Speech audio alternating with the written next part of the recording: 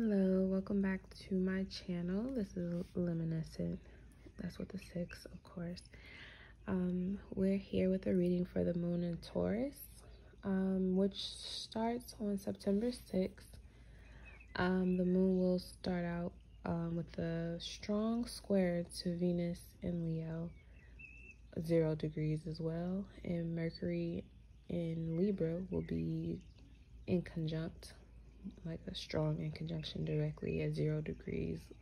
So as this moon progresses, it's going to conjunct Uranus and Taurus 10 degrees, which I said during the moon in Scorpio when it opposed Uranus. We got a little snippet or a little preview of what could possibly be coming up for us.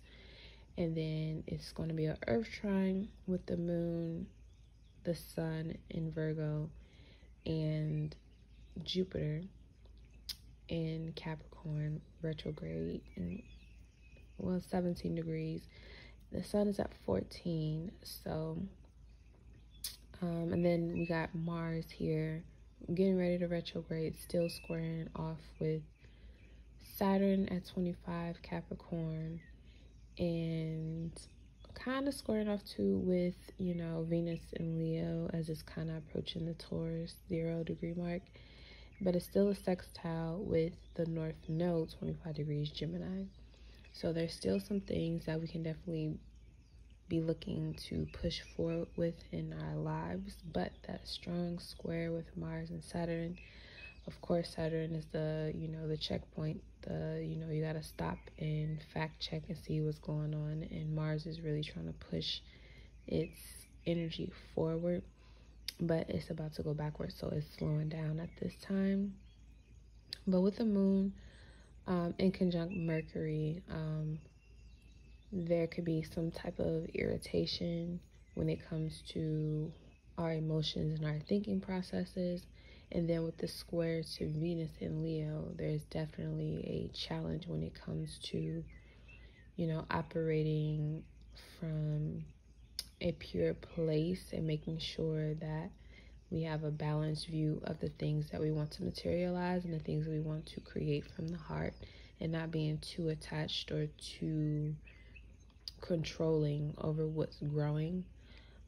Taurus for Virgo is the 9th house, so there's definitely going to be some sort of ascension in the way that we view things, as the 9th house rules over philosophy,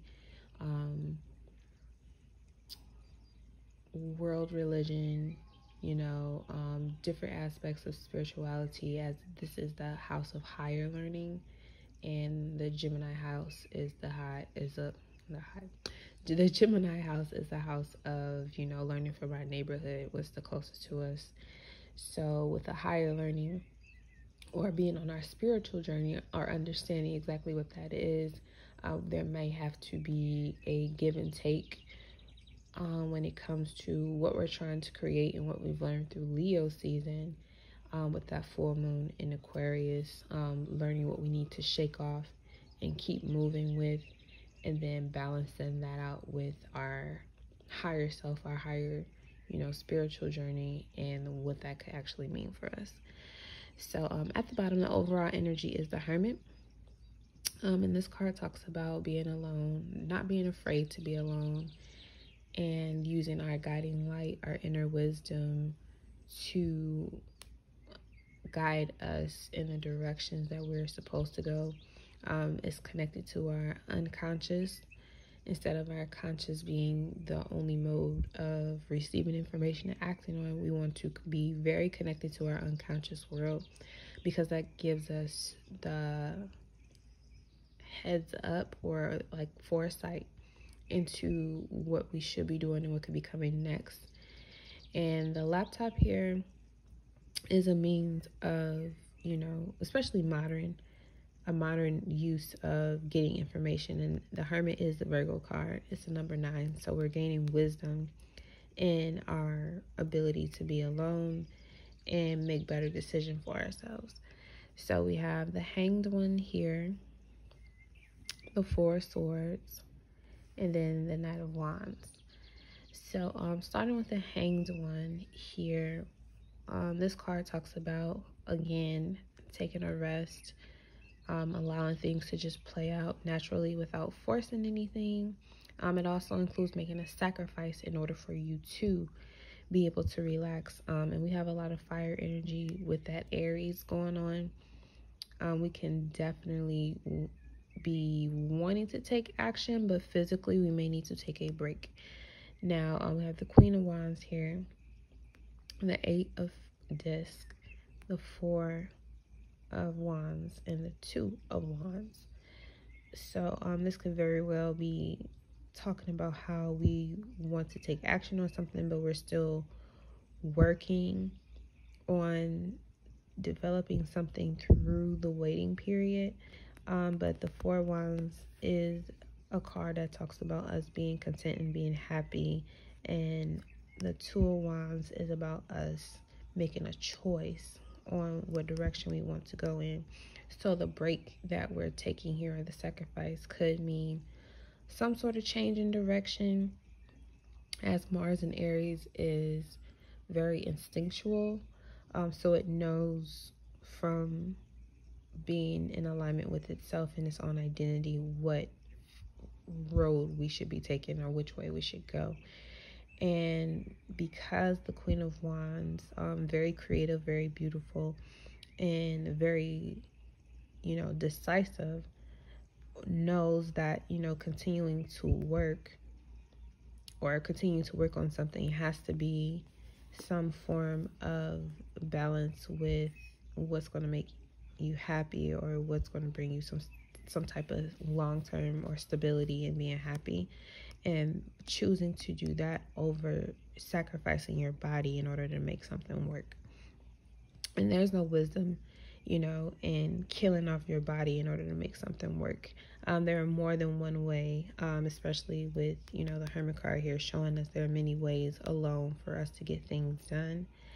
And we don't have to sacrifice our body or happiness in order to keep moving forward when we're in a place of, it may be stagnation to the human mind, but it's actually a opportunity for us to allow spirit into our lives to show us, how great and how balanced things can be when we take our foot off the gas pedal and just cruise with our spiritual insight and allow that to work on our behalf. Here in the middle, we have the Four of Swords. This is Jupiter and Libra energy. We have the Seven of Cups, the Arts, which is Temperance in this deck, and then the Moon card. So this definitely talks about, again, taking a break, but this is like a mental break. This is being in meditation, taking a vacation, getting your thoughts together, because there's a lot going on that could be hampering down on you, and if your mental is not as great, we can definitely have a lot of emotional triggers going on with the Seven of Cups here. So we could be trying to decide emotionally the next step to take, or which would be the best commitment for us to make in order to, continue on with our creativities. And this is a Venus and Scorpio card. So again, we have another Venus energy here, and it is in Scorpio. So this is definitely, with the Four of Swords, telling us that it's a personal choice that we're making that many people may not know about, that we're deciding to do. And there's some form of humility, modesty, and emotional balance that needs to be here. So definitely taking a meditation break or a meditative, leave will allow us to get back on being, evenly yoked within ourselves as we await some mysterious time, or we decide to take advantage of an opportunity that we really want, and not knowing the exact outcome of what it's going to be, but we're humble enough and ready enough to assume that the higher self or the higher power we all have knows what's best, and we don't have to have any fears of the unknown. Scorpio is the house of unknown, occultism, things that are hidden. So when we have complete trust, yet again, in spirit, when we trust our spirit, we trust in ourselves, and we trust in the universal source, God, or what have you, there is no need to fear with this moon card. We can actually go ahead and embrace the mystery that we currently have, as the subconscious is being, put on the table with both Pisces energies and Scorpio through meditation. So we've already, established that the body needs a rest, and now our mind needs a rest, because there might be emotional unrest, especially with the moon going to conjunct Uranus. That could definitely cause us to have unexpected emotions come up that we were not aware of, or we were aware of, we just didn't really get a chance to face it or fully deal with it when the moon was in Scorpio opposing Uranus and Taurus. So last but not least, we have the Knight of Wands. This represents fire, of course, Aries, Sag, and Leo. Also the springtime. So going through the process of resting our body and allowing spirit to work, and then getting a hold of our mind and balancing out our emotions, we have an opportunity to act on something that, mentally, with this Nine of Swords, we've been sorting out, which is the best and which is not the best ideas to take action on. And this is a card about taking action. The Prince of Wands was at the bottom. So Leo energy here. We got the green here, signifying our heart chakra. So we definitely had to clear out what wasn't working for us physically and mentally, and use that inner wisdom with the Hermit here for us to establish the direction we should be going in and start moving in that direction. This is someone who goes after what they want relentlessly and sometimes recklessly. So we want to be, aware of the thoughts that we are having when we are out doing things, so that we don't have to repeat taking some type of physical or mental break too soon, of course. But we want to use that energy that we've built up to go at our dreams, our whatever we want to manifest, full blast, because there will be an opportunity to act on our ideas with this Mars and Gemini card, and we don't have to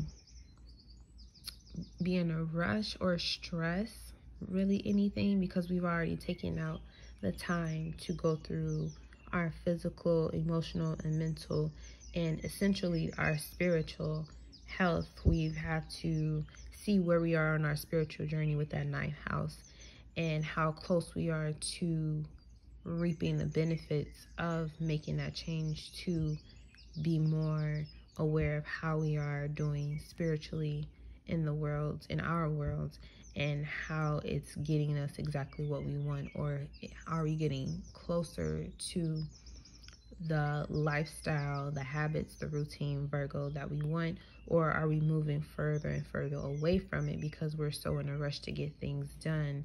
We haven't taken any time to really think about what it is that we truly want, or what we're truly aiming for. And Jupiter in Capricorn will definitely emphasize that. This is Jupiter energy here and here. So it will definitely be an emphasis with that trine to, what are we manifesting with this Taurus energy? The moon in Taurus is exalted in this position. So we're definitely going to get a good spiritual view of all the fruit that we've bore, and whether it was for the benefit, or is it something we could have done better. And Virgo season is the best time, with the portal, of changes being easier able to be made. We can go ahead and start making those changes immediately, and not wait to do that until it's too late. The sooner the better.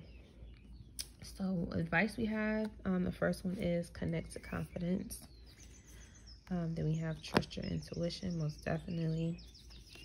And the last one is study and learning. Okay. So we definitely want to know that, you know, especially in these days, it's very hard for a lot of us to actually allow our bodies and our minds to take an actual break and be confident in the fact that, you know, it's okay to be alone. It's okay to take a break. It's okay to recuperate and get back in touch with your body, because your body has a lot of messages to give you, and you want to be confident and sure of yourself when you step back out into the world to finish your mission and go about your way, that you've done all you can to take care of yourself and not let other outside influences tell you what to do. The Hanged One is a card associated with Uranus as well, also Pisces. So we definitely want to we may have to take an unexpected leave, or the environment we in may cause us to have to take an unexpected leave, and we want to be connected to our confidence and know that, you know, it's for the best. You know, no one can really sit you out of anything but God. The God in us all will give us the higher wisdom we need when it comes to our health and our wealth, because they are connected, and nobody knows that better than Virgo. And you definitely want to trust your intuition. Get in touch with your subconscious mind by meditating and, you know, going through different scenarios that's happened in the last 6 months especially. But even in just this season, as this moon passes over, the 9th house is the house of, you know, higher wisdom. So we want to get a survey of everything that's happened so far and how has it helped you, and trust your intuition when it tells you what direction we should be going in next. And last but not least, you want to definitely study and learn with that 9 of Swords here. We have many ideas that we can act on, especially when suiting up for the upcoming year, getting ready for, you know, our death season, which is winter. We want to study and learn everything we can and be connected, of course, with our intuition. As far as looking into things, that's going to bring us exactly what we're looking for. We may need to reinvent the ways that we go about producing our fruit. And that could be money, that can be, you know, focusing on our business, how we can get the most out of our business, how can we get the most out of our family, how can we get the most out of our creativity, how can we get the most out of just life in general, and finding a higher perspective in that, so it's not so, you know, material based. We don't want to be controlled by materials, because at the end of the day, we have to learn how to be detached from all material, you know. So study and learn a higher perspective on what cultivating our spirit actually means will actually give us all the spiritual experiences we need when it comes to taking action on our thoughts, because we'll know from a higher perspective with that 9th house energy that, you know, yes, we can be rich, yes, we can be wealthy, but it's about how you do it, not what you do. It's about how you do it. And if you do things in a haste, you're not taking care of yourself, you're not taking care of your body, you're not taking care of your mental, your emotions are all over the place. You're not going to be able to trust your intuition, you're not going to have confidence, and you're going to have to be forced to sit down to study and learn what went wrong and how to make it right. Okay, and that's your reading for today. I'd like to thank you. Let's look at the bottom here. We got the Hermit, Justice, and the Empress here. Okay, and these kind of flow so well because after, you know, after Virgo season is Libra season, and Mercury did move into Libra. So, and that 0 degree mark there is in conjunction with the 0 degree moon in Taurus. So there definitely would be a kind of a irritating or some type of nagging energy in the air when the moon first goes into Taurus. But it's just for us to, you know, go to a quiet space, resolve our own issues so that we can be balanced, we can be just, we can be fair, especially when trusting our intuition. And we can study and learn and be creative and get back to doing our thing. You know what I'm saying? It's better for you to take a break and leave some emotional hang-ups or insecurities behind that, you know, caused us to have to take a break and take a look at things. And it doesn't necessarily have to be like, oh, something, you know, completely just broke down and it's not working anymore. It could actually be like, okay, everything went good, everything went well, but how can we do this better the following season? You know, because Virgo is a season where we pick the grains. You know, we get to view and pick the grains and see what can we keep and what should we throw away, and then we weigh them on our Libra scales. You know, Lil Wayne, you know what I'm saying? You gotta weigh it out to see, you know, is it worth it or is it not worth it? And you have to weigh within in order to weigh, you know, the rest of the world, you know, on the outside, the physical, the material, which is what the Empress represents, her being able to manifest everything around her easily. So that's your message for this moon in Taurus. Thank you so much. Be sure to like, share, and subscribe. You can find all the information to social media, email, and website in the link below.